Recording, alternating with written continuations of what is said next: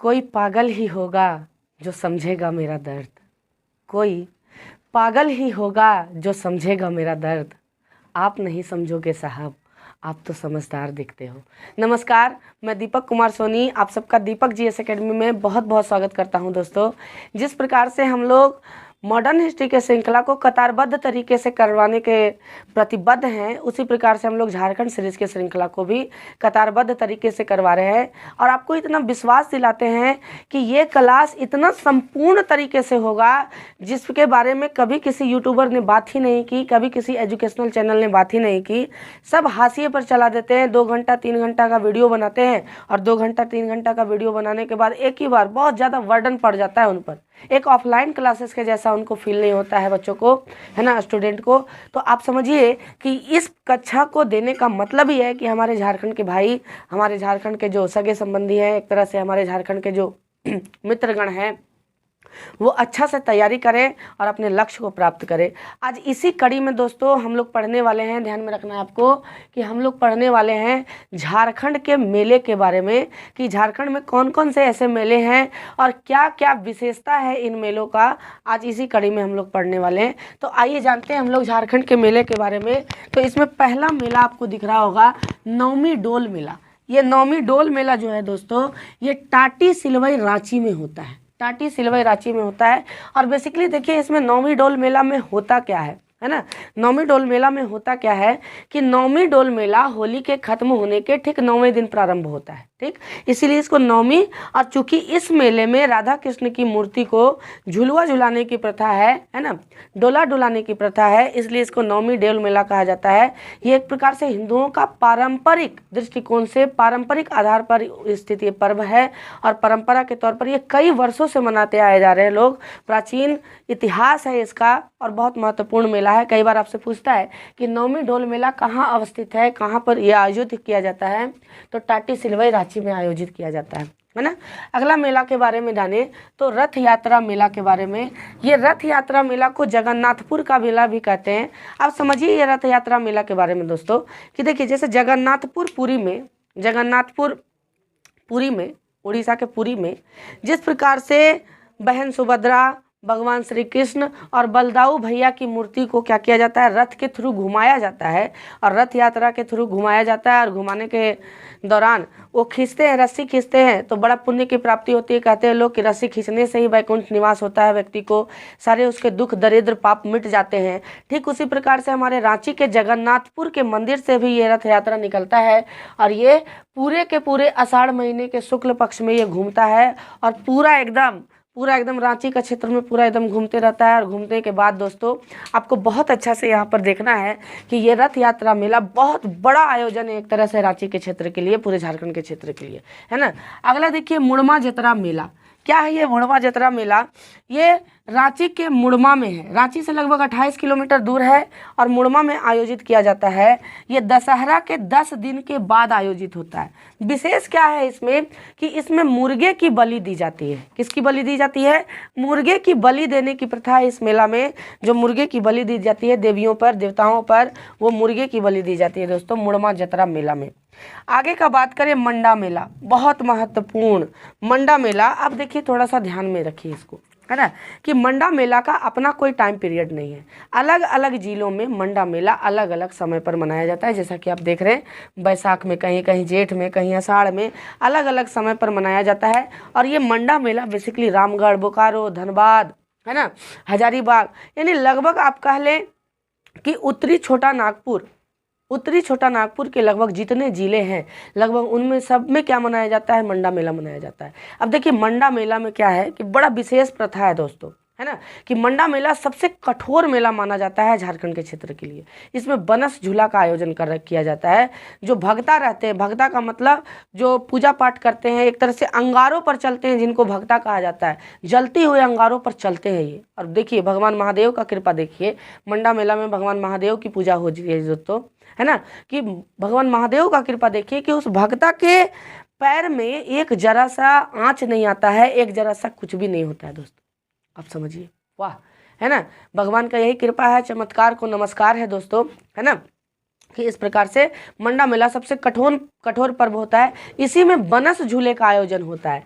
क्या है ये बनस झूला, आप समझिएगा कि बनस झूला का मतलब होता है एक बड़ा सा झूला लगाया होता है और यहाँ पर कील के सहारे जो होते हैं व्यक्ति, जो भगता होते हैं, वो लटक के और झुलवा झूलते हैं, यानी कि बड़ा कठिन दर्द होता है उनको, लेकिन फिर भी ये महादेव के प्रति अपनी कृतज्ञता प्रकट करने का क्या है, एक रास्ता है, इसलिए इसको बहुत मान्यता है, हमारे झारखंड के क्षेत्र में बहुत मान्यता है। अगला देखिए सूर्यकुंड का मेला, ये हजारीबाग में स्थित है। सूर्यकुंड का मेला देखिए, सूर्यकुंड का मेला बेसिकली बरकट्ठा क्षेत्र में आयोजित किया जाता है दोस्तों।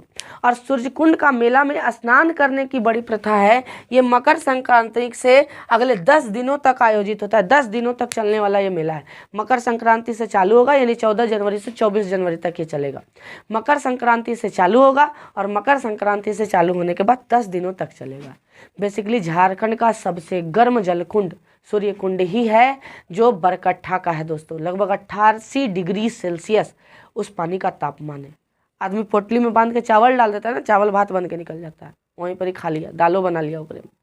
समझिए इस बात को, है ना। 88 डिग्री सेल्सियस इस सूर्यकुंड के पानी का तापमान है। कहा जाता है कि सल्फर की मात्रा यहाँ पाई जाती है, इसलिए ये सूर्यकुंड का जो पानी है वो गर्म होता है। अगला मेला है नरसिंह स्थान मेला। आप लोग गए होंगे दोस्तों, नरसिंह स्थान मेला ये हजारीबाग में स्थित है। नरसिंह धाम मंदिर है ना। कार्तिक पूर्णिमा के दिन यहाँ पर मेले का आयोजन होता है। बहुत बृहत मेला होता है और सबसे ज़्यादा इसमें केतारी खाने की प्रथा है। बड़ी ज़्यादा केतारी बिकता है। केतारी का मतलब गन्ना बहुत ज़्यादा पैमाने पर बिकता है ना। आप देखिएगा कि कार्तिक पूर्णिमा बेसिकली गुरु नानक का जयंती भी होता है और उसी दिन गन्ना खाने की प्रथा है। इसमें गन्ना खूब ज़्यादा बिकेगा, विशेष करके समझ लीजिए प्रसादी है गन्ना नरसिंह स्थान मेले का, है ना। हथिया पत्थर मेला या हथिया पत्थर मेला के नाम से जाना जाता है। देखिए ये आयोजित होता है फुसरो में, बोकारो जिला के फुसरो, और बेसिकली एक गाँव है जरीडी में ये आयोजित होता है मकर संक्रांति के दिन।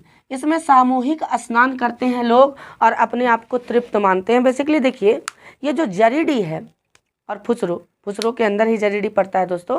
तो ये जो जरीडी है वहाँ से दामोदर नदी गुजरती है। इसकी पौराणिक मान्यता क्या है कि एक राजा थे, दक्षिण के राजा थे, है ना। वो अपने पुत्र के बारात लेकर के आए और उनको विवाह करना था। यहाँ की पुत्र वधू थी उनकी, है ना, उनको विवाह करना था और वो विवाह करने के लिए जा रहे थे, लेकिन दामोदर का पानी उफान पर था। इसलिए राजा ने प्रार्थना किया कि हे देवनद, हे दामोदर, अगर मैं अपने पुत्र का सही सलामत से अच्छा से क्या करके लौट जाऊं, अगर मैं अपने पुत्र का विवाह सही समय से करके लौट जाऊं, तो मैं आप पर बकरा और भैंसा की बलि चढ़ाऊंगा, है ना।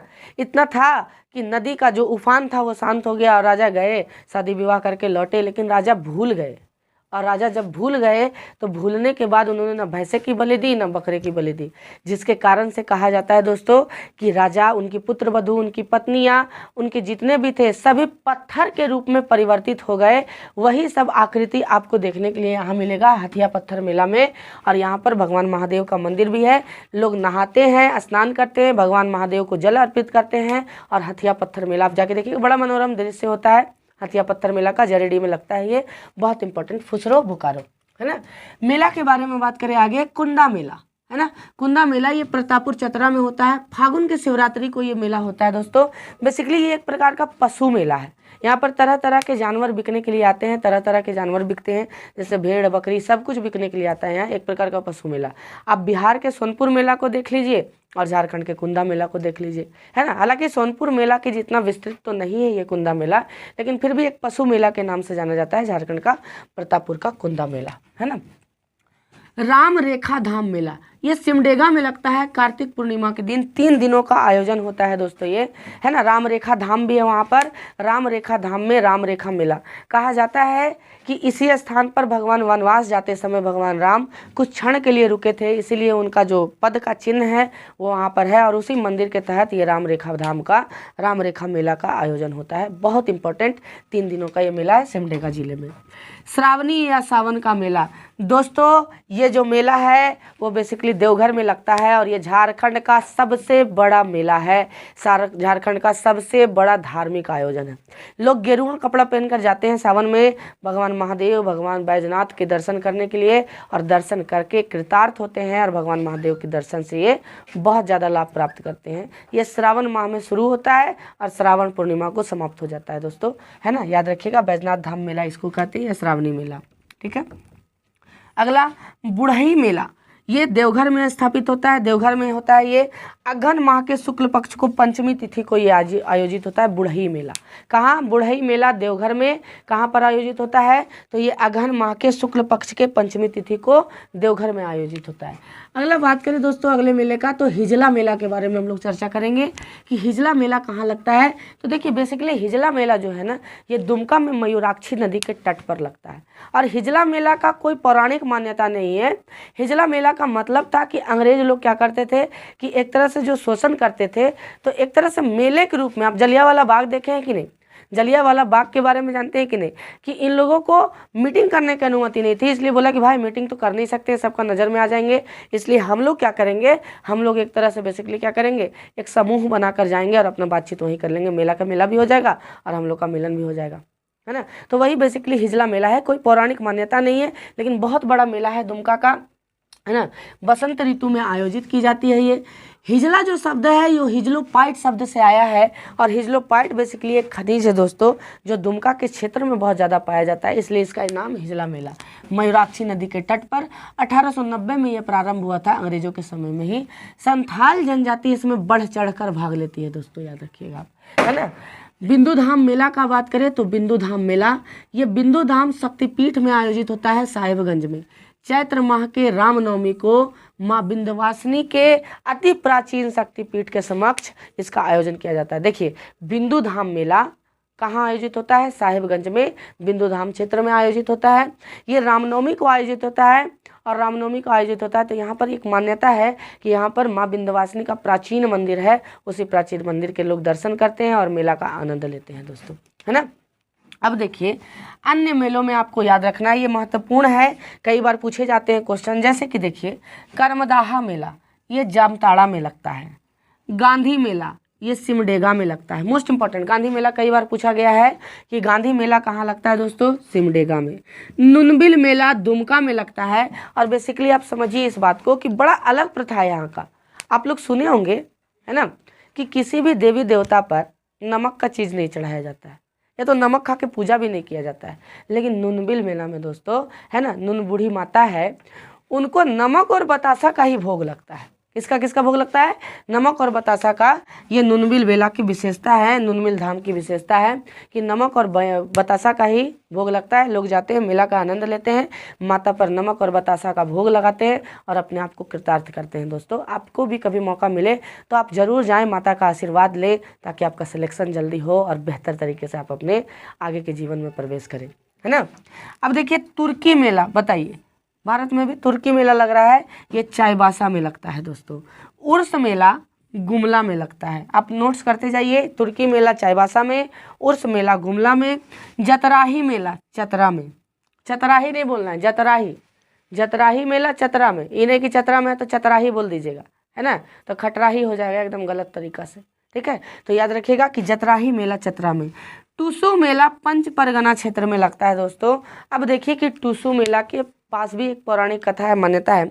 कहा जाता है कि कुर्मी जाति के एक व्यक्ति की बेटी थी, नाम था उसका टूसू, है ना, टूसू नाम था। मैं भी पूछ दे कभी क्वेश्चन, ये आपको बता देते हैं हम कि नाम था उसका टूसू। और टूसू इतनी बला की खूबसूरत थी, इतना खूबसूरत थी कि वहाँ का राजा इतना क्रूर था कि इसके यौवन को पाने के लिए दोस्तों, इसको पाने के लिए इसने क्या कर दिया कि हर जगह चौगुना लगान कर दिया। और चूंकि उस वर्ष अकाल भी पड़ा था, सब कुछ पड़ा था, लोग क्या करने लगे, मरने लगे धीरे धीरे धीरे धीरे। और राजा ने और क्रूरता ढाहा और उसके बाद वहाँ पर ही एकदम पूरा एकदम दमन करने लगा वो राजा, है ना।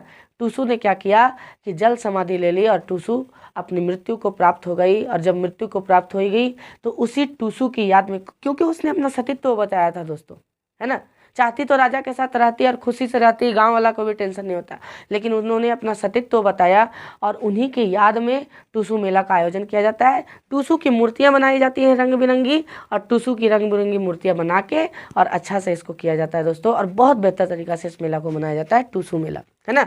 देखिए लंगटा बाबा मेला, है ना, नाम सुन के तो आपको लग रहा होगा बड़ा अजीब है लंगटा बाबा मेला, लेकिन आप जानिए कि लंगटा बाबा मेला गिरिडीह में आयोजित होता है और ये बहुत बड़ा मेला है। यह आयोजित होता है। वहाँ पर एक बाबा थे, नाम था लंगटा बाबा, सिद्ध पुरुष थे। उन्हीं के मृत्यु के पश्चात उनके सम्मान में इस मेले का आयोजन करवाया जाने लगा, लंगटा बाबा मेला गिरिडीह में। भूत मेला दोस्तों पलामू में। अब भूत मेला की भी विशेषता है कि जो भूत प्रेत से त्रस्त है वो व्यक्ति इस भूत मेला में आता है और तरह तरह के तांत्रिक इस भूत मेले में आते हैं जो उनको इस सब से छुटकारा दिलवाते हैं। आपकी ये जानकारी के लिए भी अच्छा है कि कभी किसी व्यक्ति को, कभी किसी भाई को, भगवान ना करे ये गलत चीज़ हो, तो आप जा सकते हैं पलामू के भूत मेला में, है ना। आशा करते हैं दोस्तों कि आपको ये मेला वाला जो टॉपिक होगा वो बहुत अच्छे से समझ में आया होगा। अब हम लोग आगे की क्लास में और बढ़ेंगे, है ना। शुभ रात्रि दोस्तों, दुआ में बहुत बहुत याद रखिएगा। शुभ रात्रि, धन्यवाद।